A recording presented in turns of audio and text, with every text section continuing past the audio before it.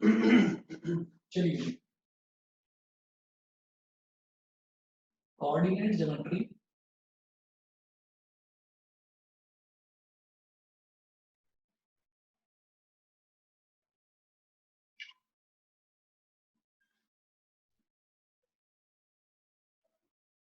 जिन बच्चों के पास आरडी है, आरडी में ये चैप्टर नंबर 11 है। वो भी चैप्टर नंबर वगैरह आगे पीछे ना, आरडी का पुराना एडिशन नया एडिशन वो आगे पीछे करते रहते हैं। तो चैप्टर्स में जनरली आगे पीछे वो नंबर्स में तो चेंज होता रहता है। चैप्टर का नाम है कोऑर्डिनेट ज्योमेट्री, आप लोग देख लीजिएगा। अच्छा, अब इसमें हमें करना क्या है, कोऑर्डिनेट ज्योमेट्री में बिल्कुल सिंपल सिंपल सी चीजें आपको देखनी है। आप लोग ग्राफ पर पहले भी शायद पॉइंट्स वगैरह प्लॉट करना देख चुके हो, ठीक है। तो कभी भी पॉइंट्स को ग्राफ पेपर पर प्लॉट कैसे करा जाता है, that comes under coordinate geometry. तो जरा देखिएगा, इसमें हम ये देखते हैं, देखिएगा, there are two coordinates, there are two coordinates under the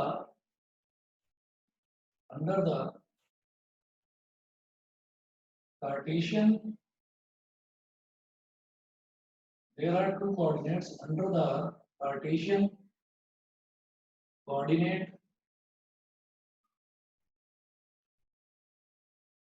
system। Cartesian coordinate system में दो कोऑर्डिनेट्स होते हैं, लिखेंगे namely x and y, namely x and y, ठीक। सेकंड पॉइंट लिखेंगे Cartesian coordinate system, Cartesian coordinate system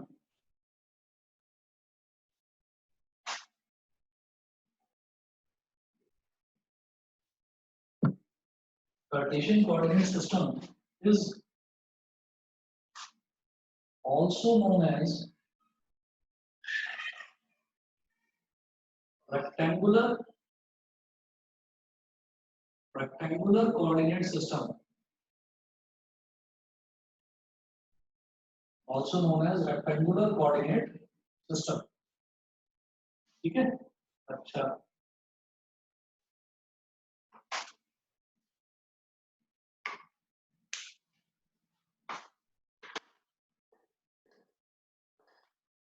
आगे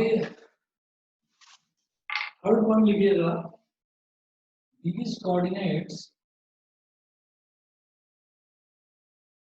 are represented, these coordinates are represented on a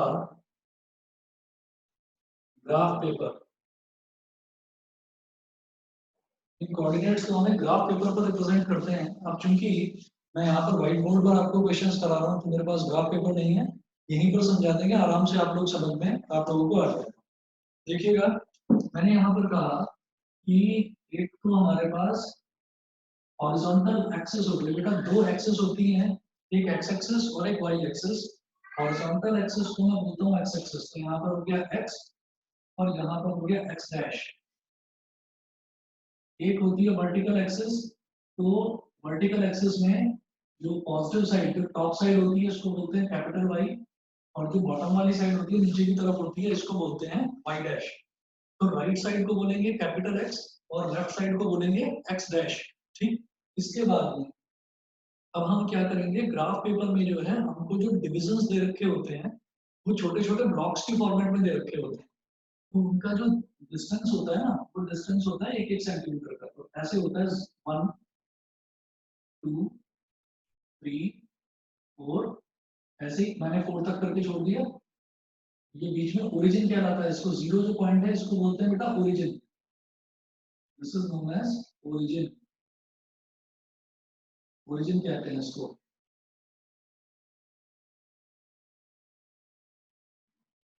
positive 1 2 3 4, ऐसी negative side में तो एक्स डैश है, तो यहाँ पर जीरो से इधर जैसे नंबर लाइन में लेते हैं, नेगेटिव वैल्यूज आएंगी -1 -2 -3 -4।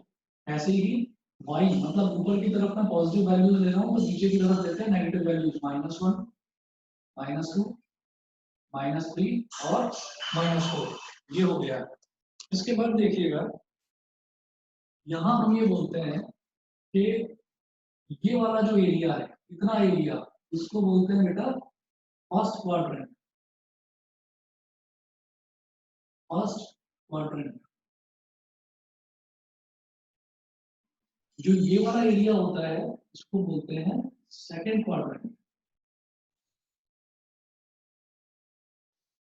जो ये वाला एरिया होता है इधर वाला, इसको बोलते हैं थर्ड क्वाड्रेंट। और जो इधर वाला एरिया होता है इसको बोलते हैं फोर्थ क्वाड्रेंट। ठीक है, first second third and fourth quadrant, ये हो गया। अच्छा, इसके बाद में अब देखेंगे इसमें के क्वेश्चंस किस तरीके के आते हैं।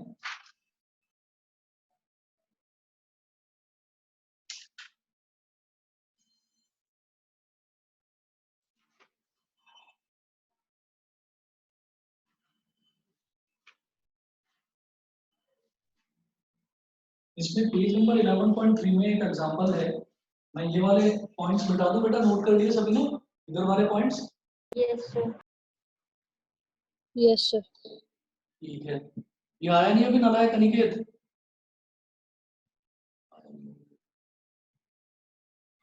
चलिए यहाँ देखते हैं।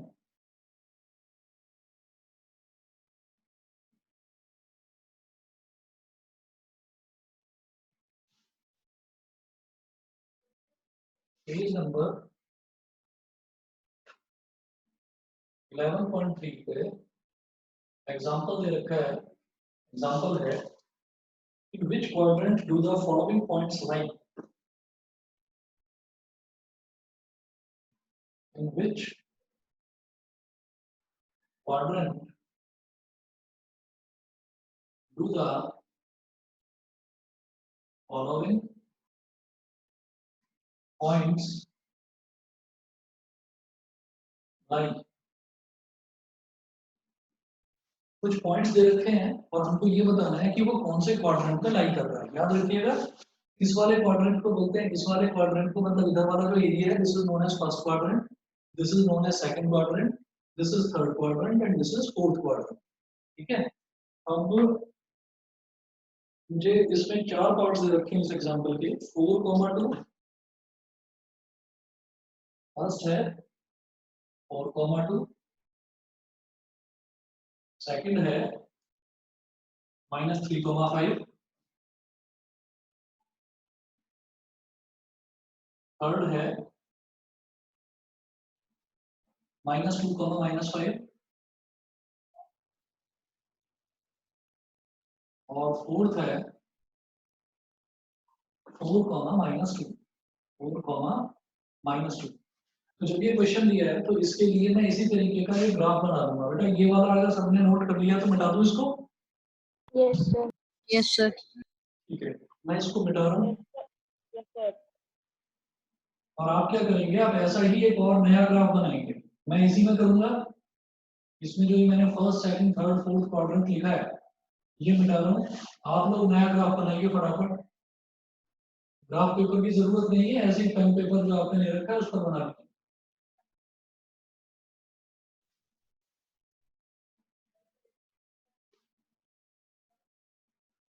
ठीक, और जब भी हमें इस तरीके के पॉइंट्स दे रखे होते हैं तो मैं हमेशा ये चेक करता हूँ कि मेरे पास x की मैक्सिमम वैल्यू कितनी है, मिनिमम वैल्यू कितनी है। देखिएगा, जो पहले वाली वैल्यू लिखी जाती है इसको बोलते हैं x की वैल्यू हो गई, ये हो गई y की वैल्यू। तो पहले वाली वैल्यू हो गई x, दूसरे वाली y, ये x, ये y, ये first value x, second value y, x और y। अब इसमें हमें क्या देखना है, x की वैल्यू यहाँ पर है 4, यहाँ पर -3, यहाँ पर -2 और यहाँ पर +4। इसका मतलब क्या है कि x की मैक्सिमम वैल्यू +4 तक ही जा रही है, +4 तक। ठीक, और मिनिमम वैल्यू कहाँ तक जा रही है, -3 तक। इसका मतलब मुझे x में कुछ और बनाने की जरूरत नहीं है। y की मैक्सिमम वैल्यू देखो 2, 5, -5 और -2। तो मैक्सिमम वैल्यू जा रही है +5 तक और मिनिमम -5 तक। तो जो मैंने y में पॉइंट्स ड्रॉ करे हैं यहाँ पर मैं 4 तक गया हूँ, एक और बना लीजिए 5 और ऐसे मिनिमम में एक और बना लीजिए -5। ठीक है, अब मुझे फर्स्ट पॉइंट ड्रॉ करना है, यहाँ पर फर्स्ट पॉइंट लोकेट करना है 4,2।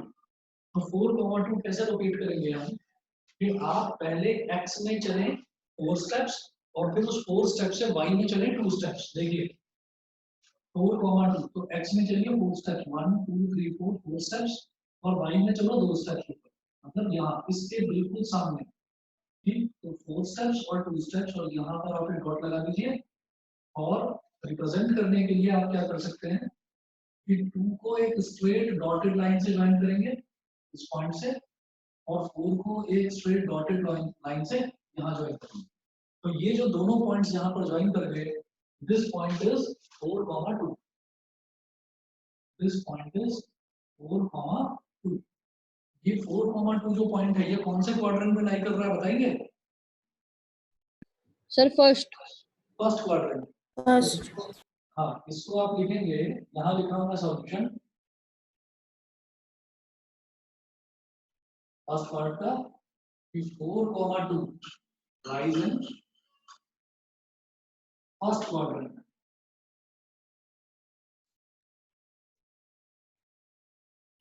अच्छा, इसके बाद है -3,5। तो x में चलेंगे -3 स्टेप्स, x में -3 कहाँ होगा? इस तरफ -1 -2 -3 और फिर -3 पर पहुंचकर y में जाएंगे हम ऊपर 5 स्टेप्स। -3 पर पहुंच गए, अब हम गए +5 तक, तो यहाँ एक डॉट लगा दिया और इसको 5 से ज्वाइन कर दिया। तो ये वाला पॉइंट क्या रहेगा बेटा? पहले -3,5, ये कौन से क्वाड्रेंट में लाई कर रहा है? सर सेकंड क्वाड्रेंट में। -3,5 लाइज इन सेकंड क्वाड्रेंट।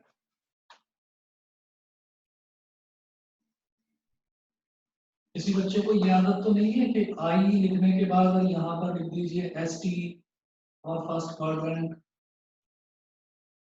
और डबल आई लिखने के बाद या नीचे लिख दो या ऊपर लिख दो ND सेकंड क्वाड्रेंट। किसी बच्चे को ऐसे लिखने की आदत तो नहीं है? अगर है तो इस आदत को बदल लीजिए। आप लोगों को बता रहा हूँ, वैसे ज्यादातर बच्चों को, आप सब लोगों को पता ही होगा, नहीं पता तो एक छोटी सी चीज बता रहा हूँ कि जो ये आई लिखा हुआ है ना, इस आई का मतलब ही अपने आप में फर्स्ट है, इसके आगे ST लिखने की जरूरत नहीं होती। अगर आपने आई लिखा है, रोमन नंबर में लिखा है आपने, तो आई का मतलब ही फर्स्ट होता है, उसके आगे ST लिखने की जरूरत नहीं है। डबल आई का मतलब ही सेकंड होता है, उसके आगे ND लिखने की जरूरत नहीं होती। ठीक है, कई जगह मैंने देखा टीचर्स भी ये गलती करते हैं, इनफैक्ट कई जगह इंग्लिश के टीचर्स को भी नहीं पता होता है। तो ये चीज हमेशा याद रखिएगा, रोमन नंबर के साथ में, जो रोमन नंबर होते हैं उनके साथ में ये ST ND ये नहीं आता। जो नॉर्मल नंबर्स है उनके साथ आता है। अगर मैं लिखता 1 तो 1 के आगे हम ST लिखते तो ये होता फर्स्ट, 2 के आगे मैं ND लिखता तो ये होता सेकंड। लेकिन अगर मैं 2 को ऑलरेडी डबल आई लिख रहा हूँ तो इसका मतलब ही सेकंड है, इसके आगे ND लिखना गलत है, इसके आगे ST लिखना गलत है। समझ गए ये चीज? जिसको नहीं पता थी वो क्लियर हो गई ना? याद रखेंगे इसको? Yes sir. हाँ जी, इसको याद रखिएगा। ज्यादातर बच्चे भी हैं और कई टीचर्स भी हैं जो गलती करते हैं, तो ये इस चीज को याद रखिएगा। चलिए अगला देखते हैं -2, -5। तो x में चलेंगे हम -2 स्टेप और फिर y में चलेंगे -5, मतलब नीचे की तरफ। तो -2 पर आकर आप नीचे चलिए -5 तक, यहाँ डॉट लगा दिया, फिर इसको -5 से ज्वाइन कर दिया। ये वाला पॉइंट हो गया -2, -5। ठीक, ये कौन से क्वाड्रेंट में लाई कर रहा है? थर्ड में। -2, -5 लाइज इन थर्ड क्वाड्रेंट। अगला 4, -2, तो 4 है इस तरफ और -2 है नीचे, और फिर इसको -2 से ज्वाइन कर दीजिए। 4, -2, तो फोर्थ है 4, -2 लाइज इन फोर्थ क्वाड्रेंट। चलिए ये हुआ पहला एग्जांपल। इसके बाद अगला देखते हैं।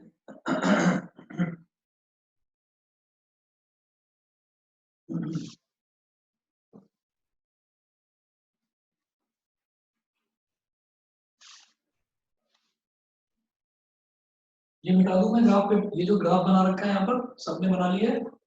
Yes sir. Yes, sir. ये मिटा दूं, ये ग्राफ सबने बना लिया है। Yes, yes, yes sir. Sir. मुझे अनिकेत की आवाज आई थी। हाँ सर। हाँ आप आ गए हो? हाँ। अरे इतनी जल्दी कैसे आ जाते हैं आप? अरे सर वो थोड़ा 6 तो मिनट हमें सांस लेने का टाइम लिया। अब लॉगिन हुआ है। ये कोऑर्डिनेट ज्योमेट्री शुरू करवाया तुम्हारे लिए, शुरू कराया, तुम भी लेट आए हो। कमाल है। सर समझ आ रहा है। पता नहीं हैंग हो गया होगा सिस्टम उधर। क्या? नेटवर्क प्रॉब्लम आ गई होगी, सिस्टम हैंग हो गया होगा। Sir yes. हाँ मुझे लग रहा था, मैंने कहा नहीं तो अनिकेत तो टाइम से आता है हमेशा, कभी गड़बड़ करता ही नहीं है।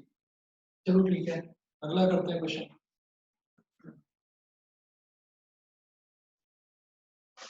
ये मिटा दूं मैं।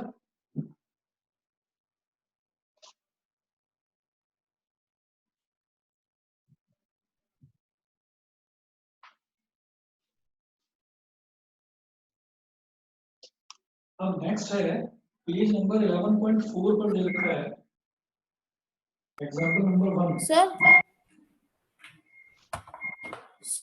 सर बोलो बोलो। सर एनसीईआरटी में 13 चैप्टर कौन सा है? तो देख के बताना पड़ेगा मेरे को, मिली नहीं मेरी 9th क्लास की एनसीईआरटी, ढूंढ के बताता हूँ। सर क्योंकि वही मेरा अब नेक्स्ट में आ रहा है सीसीएस में। अच्छा तो 13 हाँ। चैप्टर मुझे बता देना कौन सा है। वही वो है वॉल्यूम सरफेस वाला। अच्छा सरफेस एरिया एंड वॉल्यूम। हाँ अच्छा। वही। बता देना मेरे को कौन कौन से इनमें कौन कौन से क्वेश्चंस में डाउट है। ठीक है अनिकेत? ठीक है सर। हाँ और टाइम से पहले बता देना, ये मत कहना कि सर कल एग्जाम है आज बता दो। सर 1 तारीख को है, मैं पहले बोल रहा हूँ। कब है? 1 तारीख। एक तो परसों है। हाँ। अरे आज 29 है, परसों को है। कमाल है। चलो ठीक है, कल देखता हूँ मैं। ठीक है सर। चलो जी अगला देखते हैं इसमें पेज नंबर सर आप 11। मेरी चाहे एक्स्ट्रा क्लास ले लेना। अरे एक्स्ट्रा क्लास ही लेनी पड़ेगी भाई, कल एक्स्ट्रा क्लास लेता हूँ तुम्हारे में। ठीक है। ठीक है example number 1।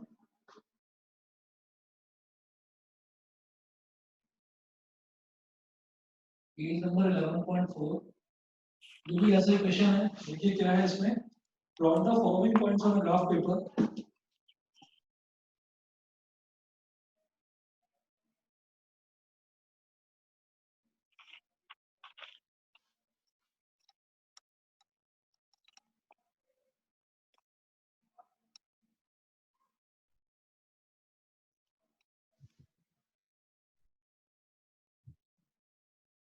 Plot the following points on a graph paper.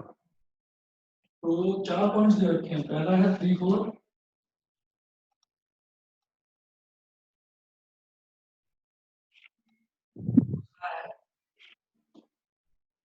-2, 3,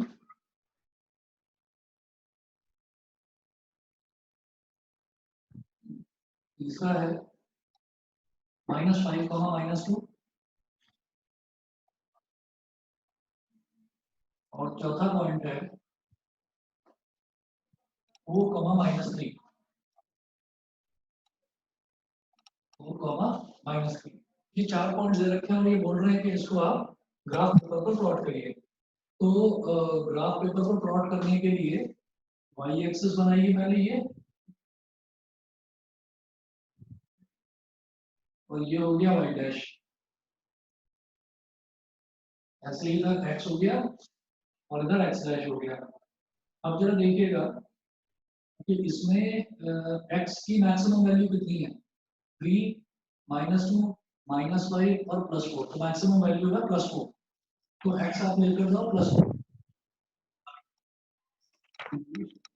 3, 4। एक दो पॉइंट आगे भी बढ़ा दोगे तो कोई प्रॉब्लम नहीं है। मिनिमम वैल्यू कितनी है, -5। तो इसको लेकर जाइए -5 तक, -1 -2 -3 -4 -5, आगे भी बढ़ा देंगे, -6 भी कर देंगे, कोई प्रॉब्लम नहीं है। ऐसे ही y की बात करते हैं तो y में वैल्यू कहाँ तक जा रही है, +4 +3 -2 -3, तो +4 यानी कि आप 4 या 5 तक बढ़ा लीजिए ऊपर, 1 3 4 और 5। इसी तरह से नीचे -1 -2 -3 -4 ये हो गया।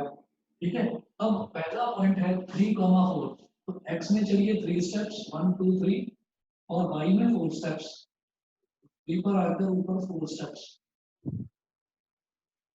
यहाँ पर एक डॉट लगाओ और ये इसको इससे बनाओ, ये हो गया 3,4। तो ये तो फर्स्ट पॉइंट आपका लोकेट हो गया 3,4। तो ये फर्स्ट पार्ट दे रखा था, आप लिख दीजिए फर्स्ट 3,4। फिर सेकंड है -2,3, तो x में चलेंगे -2 और y में +3, तो x में -2 चलते हैं और y में +3 तक हम रुक गए और फिर इसको हमने +3 से मिला दिया। तो ये वाला पॉइंट हो गया -2,3 और ये पॉइंट क्या है, सेकंड पॉइंट। ठीक है, फिर थर्ड पॉइंट देखिए -5, -2, -5 स्टेप्स, -1 -2 -3 -4 -5 -5 और नीचे चलेंगे -2।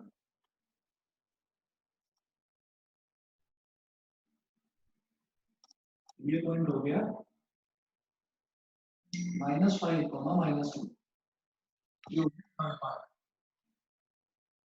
उसके बाद फोर्थ है 4, -3, तो 4 ये हो गया 4 स्टेप और -3 नीचे हो गया।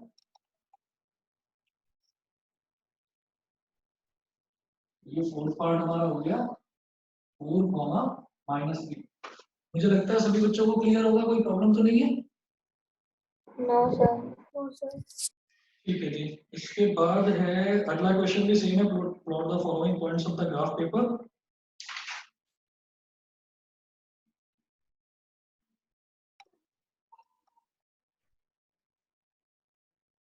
ये क्वेश्चन है right the coordinates of each of the following points marked on the graph paper. तो अब मेरे को पॉइंट्स दे रखे हैं ग्राफ पेपर पर और मुझे वो बोल रहे हैं कि आप इसके कोऑर्डिनेट्स लिखो, मतलब उल्टा दे रखा है। देखिए इसको कैसे करेंगे।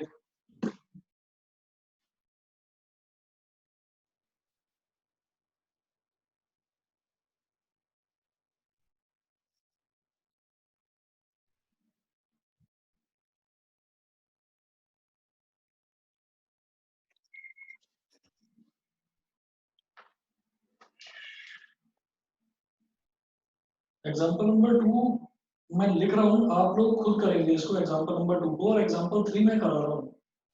एग्जाम्पल नंबर 2 ये है, plot the following points on the graph paper. Plot the following points on the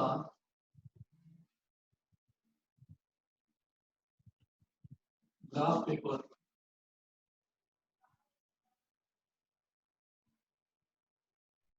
Plot the following points on the graph paper.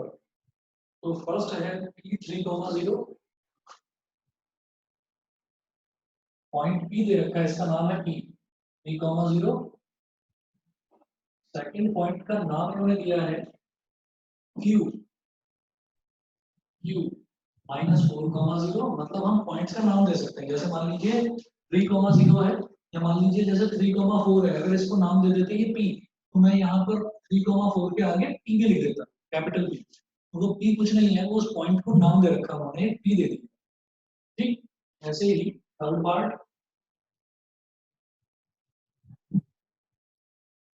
है R 0,5, 0,5। Fourth part S 0,-7, S 0,-7, ये हो गया। अच्छा जी, तो इनको आपको प्लॉट करना है, ये आपका होमवर्क है।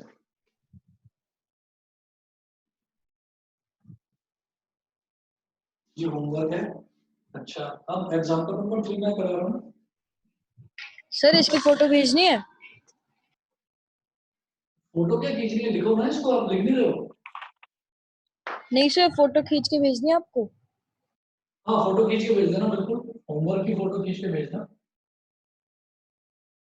एग्जांपल नंबर 3, एग्जांपल नंबर 3 है, write down the coordinates of the following points. Write down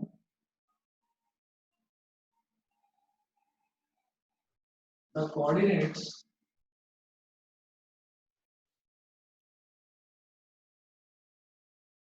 of the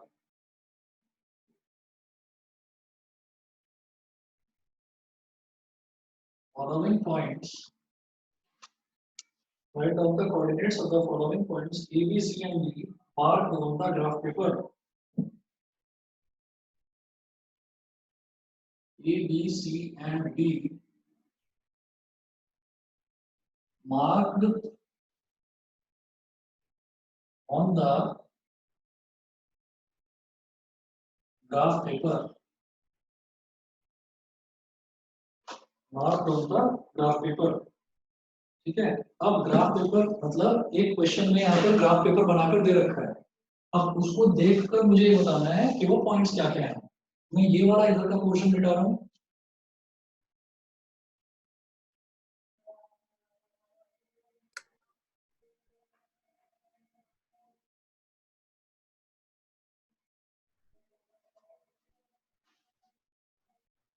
अब देखिएगा क्वेश्चन में हमको ग्राफ पेपर दे रखा है।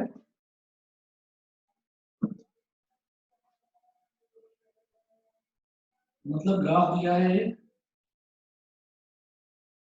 ये पॉइंट हो गया y, ये हो गया y डैश, ये है x और ये हो गया x डैश। ठीक है, अच्छा उसके बाद 1 2 3 4 5 6 7 8 x एक्सिस में, y में, सॉरी माइनस x में -1 -2 -3 -4 -5 -6 -7 -8। फिर y की पॉजिटिव साइड में, ये बीच में तो 0 है ही, y की पॉजिटिव साइड में 1 2 3 4 5 6, y की नेगेटिव साइड में -1 -2 -3 -4 -5 और -6। दिखाई दे रहा है ना सभी बच्चों को? थोड़ा छोटा लिख रहा हूं मैं। Yes sir. Yes, sir. ठीक है जी, इसके बाद आगे देखते हैं इन्होंने दे क्या रखा है यहाँ पर मेरे को।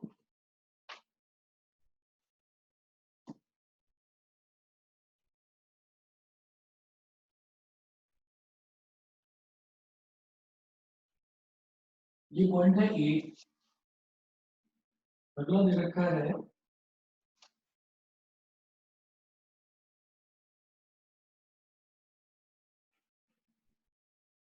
ये पॉइंट दे रखा है बी,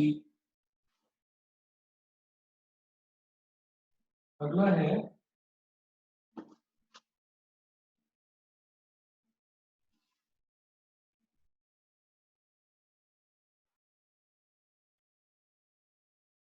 ये वाला पॉइंट दे रखा है मुझे सी, अगला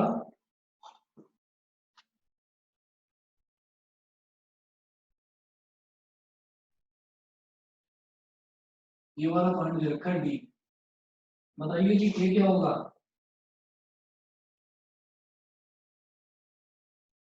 अनिकेत बताओ ए क्या होगा?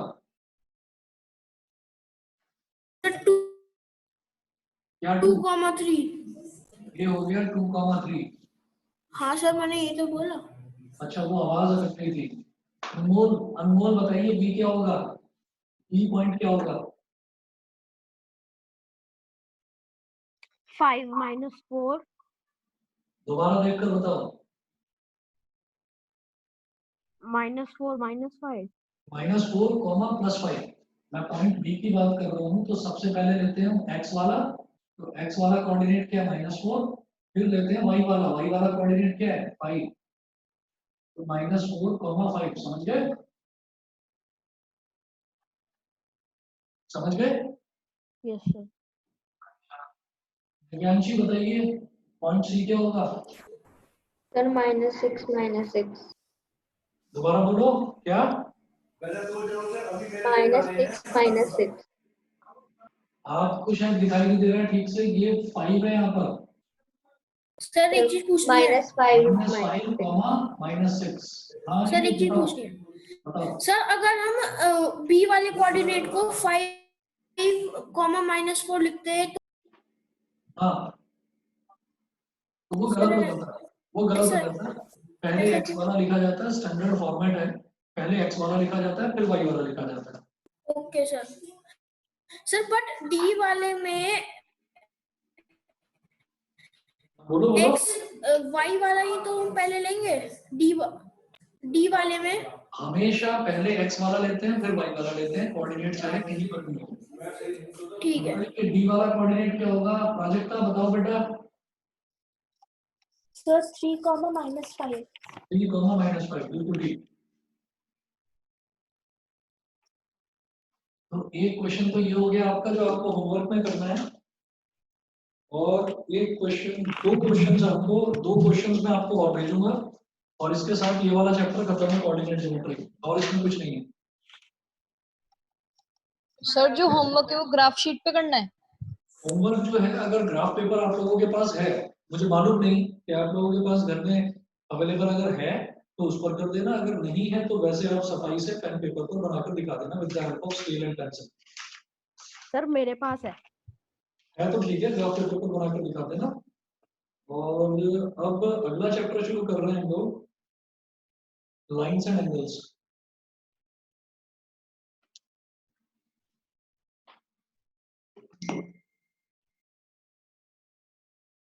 ये मिटा रहा हूँ यहाँ से, होमवर्क आप लोगों को भेज दूंगा मैं।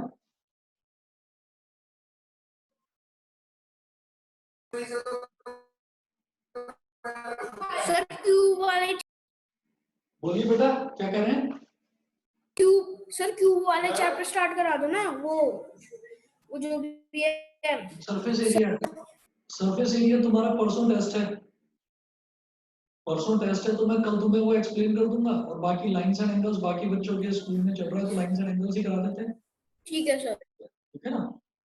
और सरफेस एरिया वाला कल मैं तुम्हें करा दूंगा, ज्यादा कुछ है नहीं उसमें। ओके सर हाँ जी।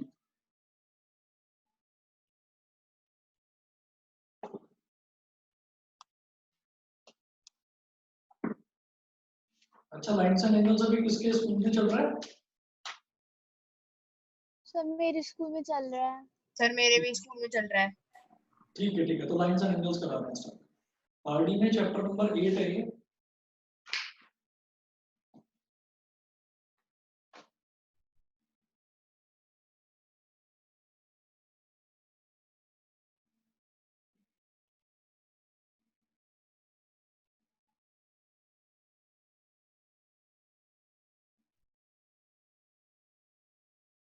Lines and angles.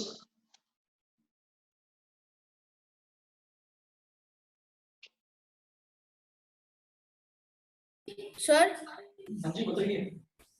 इसमें तो पूरा वो होगा ना, प्रूव दैट वाला, कौन सा वाला? वो नहीं आते कुछ, prove that this angle is equal to this वाले, बिल्कुल, वो प्रूव वाले, प्रूविंग वाले क्वेश्चंस आते हैं इसमें लाइंस एंड एंगल्स में। इसमें बनाने वाले भी आएंगे? नहीं बनाने वाले नहीं है, वो तो आते हैं कंस्ट्रक्शन में, ठीक है वो कंस्ट्रक्शन में आता है। चलिए लाइंस एंड एंगल्स में आप लिखिएगा,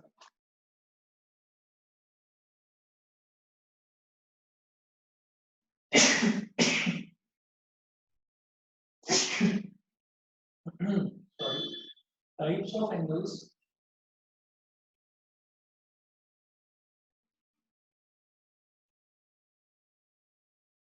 टाइप्स ऑफ एंगल्स में लिखेंगे first right angle,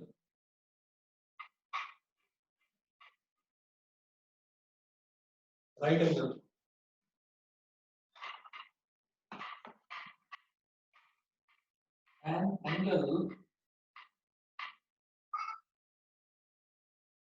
an angle whose measure is 90 degree is called a right angle. Is called a right angle. कैसे बनाया जाता है?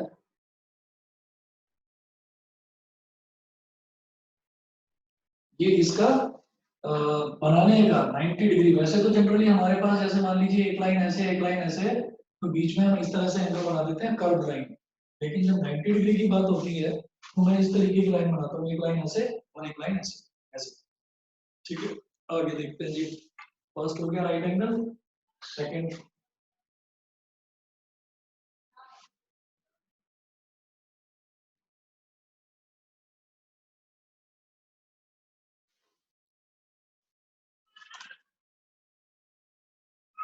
सेकंड है एक्यूट एंगल।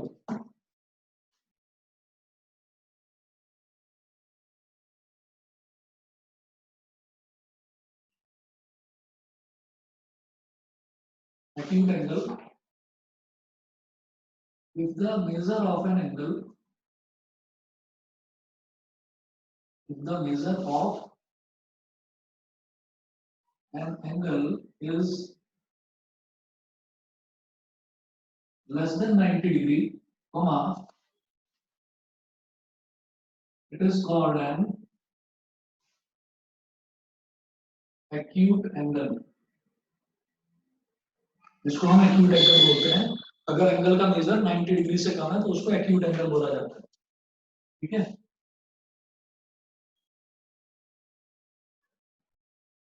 इसको बोलिए पॉइंट P, इसको बोलिए पॉइंट Q, इसको बोलिए पॉइंट R। ठीक है, तो यहाँ हम कहेंगे angle PQR is less than 90 degree, so it is an acute angle. So it is an acute angle. Third लिखेंगे obtuse angle.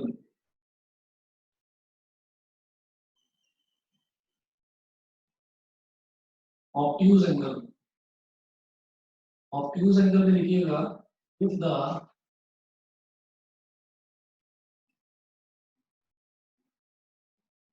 measure of an angle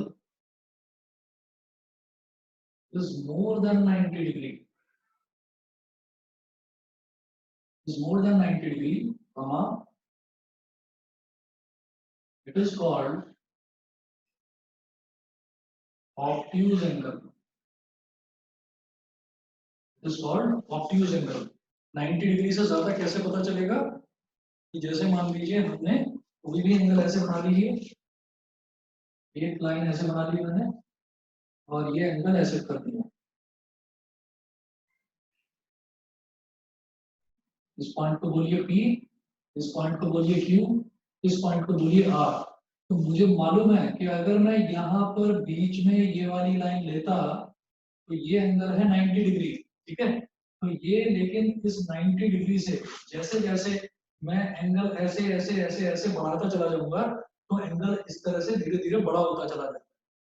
मैंने कहा कि ये वाला एंगल जो है पूरा PQR, मतलब ये वाला एंगल यहाँ लिखेंगे हम, angle PQR is greater than 90 degree, ये 90 डिग्री से बड़ा है, so it is an obtuse angle. It is an obtuse angle.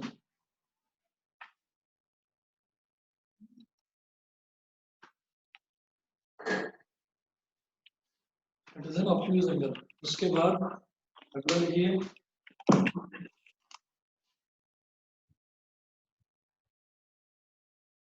straight angle,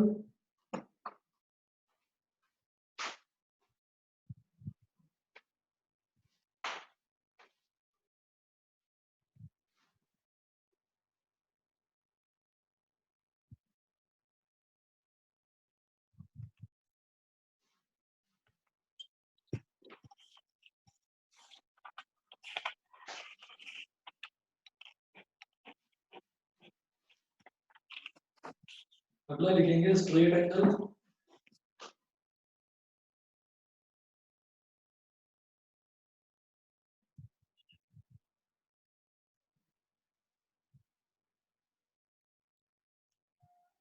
If the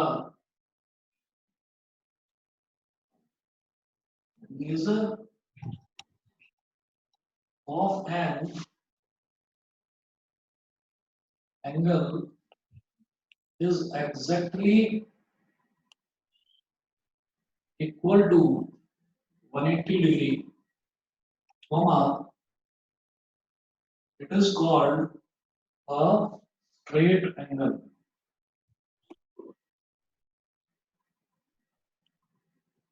अगर किसी एंगल का मेजर सीधा सीधा 180 डिग्री ही है तो उस एंगल को हम स्ट्रेट एंगल बोलेंगे। ये हो गया पॉइंट P, ये वाला हो गया पॉइंट Q, ये वाला हो गया पॉइंट R। तो स्ट्रेट एंगल का मतलब क्या है कि अगर एक स्ट्रेट लाइन बन जाए हम 180 डिग्री। हाँ जी 180 डिग्री हो गया 180 degree angle PQR is equal to 180 degree. So it is a straight angle.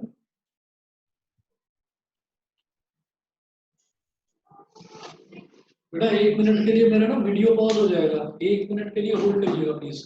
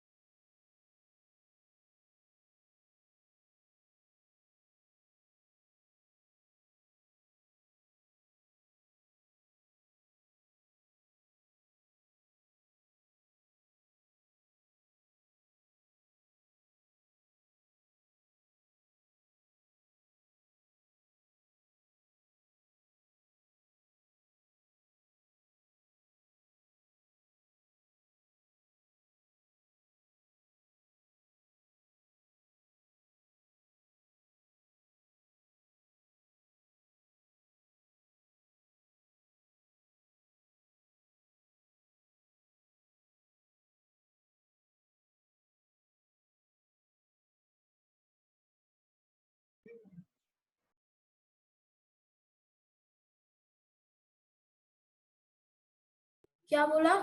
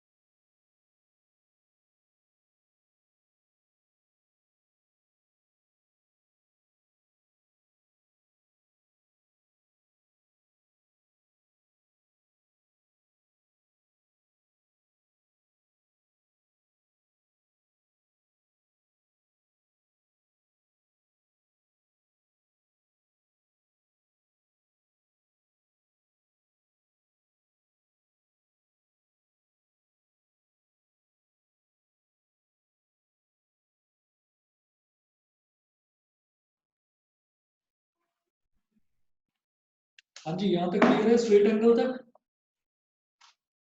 Yes sir. Straight angle तक सभी को क्लियर है। इसके बाद नेक्स्ट एंगल लिखेंगे आप, reflex angle. Angle fifth angle है ना, reflex angle.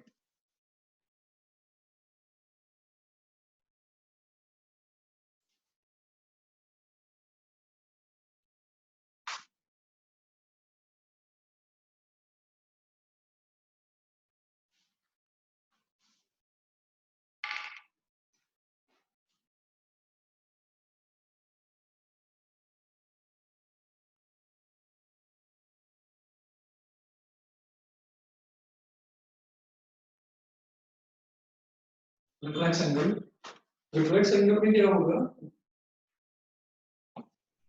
if the measure of an angle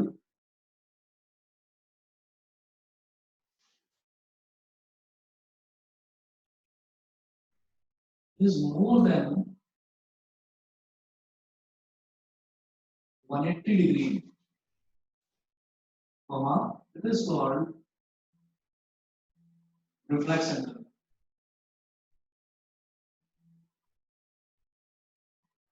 It is called reflex angle. देखिएगा,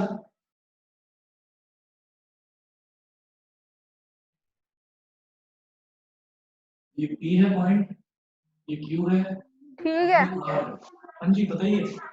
हाँ बताओ आदित्य क्या बोल रहे हो? जा रही हो? हाँ जी बताइए क्या कह रहे हैं? आप बुला रही हो वहीं? हाँ जी, मम्मी से बात कर रहा है अपनी। अरे आदित्य माइक बंद कर लो माइक बंद कर लो, आवाजें आ रही है घर से। अच्छा, अब देखिए ये QR है, अगर ये एक स्ट्रेट लाइन होती तो ये 180 डिग्री का एंगल होता, 180 डिग्री। लेकिन मुझे बताना है PQR, मतलब ये पूरा बड़ा वाला एंगल बताना है, ये बड़े वाला। हम ये कहेंगे angle PQR is greater than 180 degree, so it is reflex angle, इसको reflex angle बोलते हैं। ठीक है, तो उसके बाद देखिएगा फिर है complementary angles.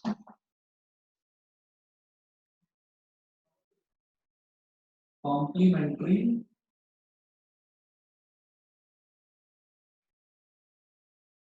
Angles,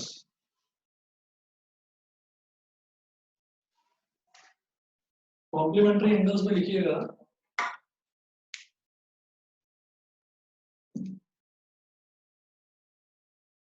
if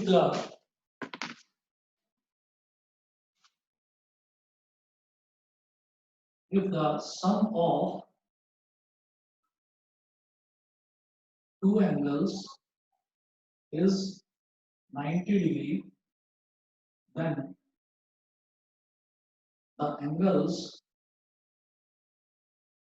are called complementary angles. Complementary angles, ठीक है। देखिए ये ऐसा है,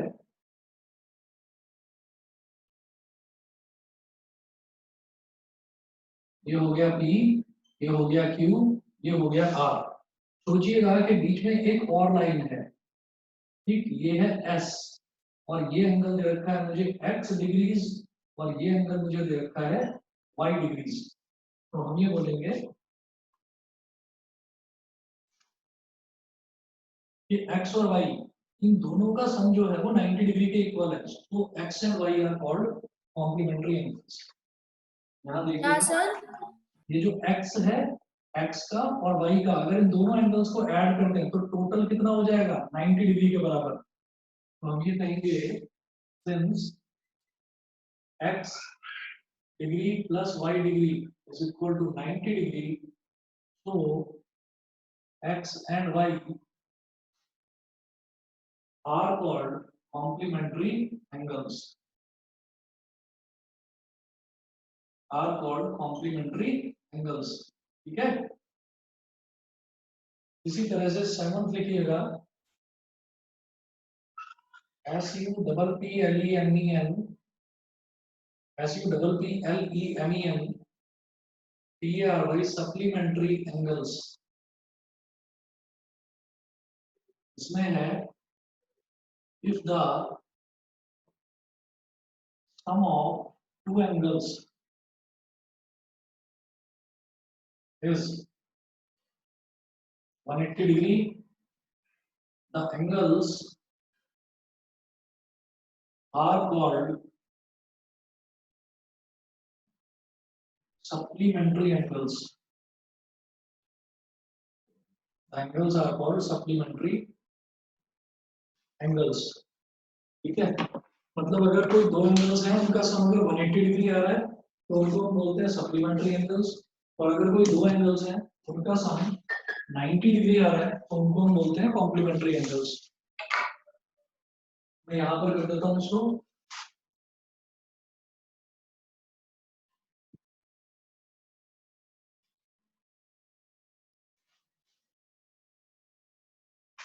मैंने बोला ये एक लाइन दे रखी है, स्ट्रेट लाइन, ये है P, ये है Q, ये है R, और सोचिए यहाँ पर एक पॉइंट दे रखा है हमें S, और ये एंगल दे रखा है x डिग्री, और ये एंगल दे रखा है y डिग्री। तो मुझे साफ समझ में आता है कि x और y अगर इन दोनों को मैं ऐड कर दूं तो वो टोटल 180 डिग्री के बराबर हो जाएगा। तो यहाँ हम लिखेंगे सिंस